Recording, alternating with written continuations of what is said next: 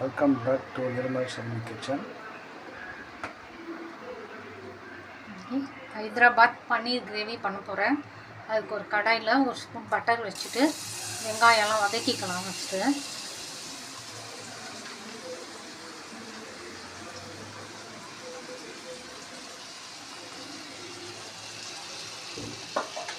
வெங்காயம் போட்டுக்கிறேன். ஃபஸ்ட்டு கொஞ்சம் வதக்குனதுக்கப்புறம் இஞ்சி பூண்டு பச்சை மிளகாயும் போட்டு வெங்காயம் கூட இஞ்சி பூண்டு பச்சை மிளகா அதையும் போட்டு நல்லா வதக்கிட்டு ஆற விட்டு அரைக்கும் போது கொஞ்சம் கொத்தமல்லி புதினா ஒரு கப் தயிர் எல்லாத்தையும் சேர்த்து நல்லா நைஸாக அரைச்சிக்கணும்.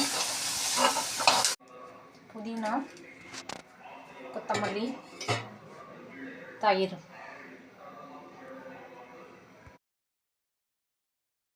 எண்ணெய் காஞ்சிச்சு. சோம்பு பட்டை கிராம்பு ஏலக்காய் பே லீஃபு எல்லாம் போட்டுட்டு அரைச்சி வச்ச பேஸ்ட்டையும் அதில் ஆட் பண்ணணும்.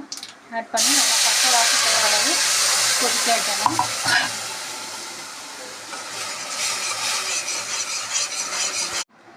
மூடி வச்சிடலாம், கொதிக்கட்டும். நல்லா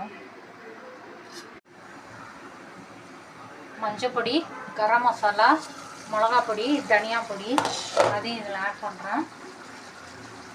ஆட் பண்ணி நல்லா மிக்ஸ் பண்ணிவிட்டு திருப்பி மூடி வச்சிடலாம், கொதிக்கட்டும். கொதிக்கிறதுக்குள்ள பன்னீர் கட் பண்ணிக்கலாம்.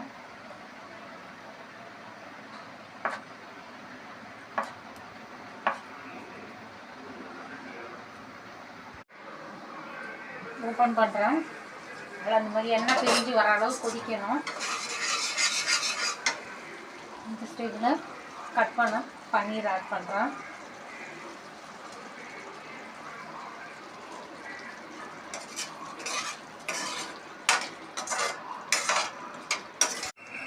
பன்னீரோட நல்லா கொதிச்சிருச்சு.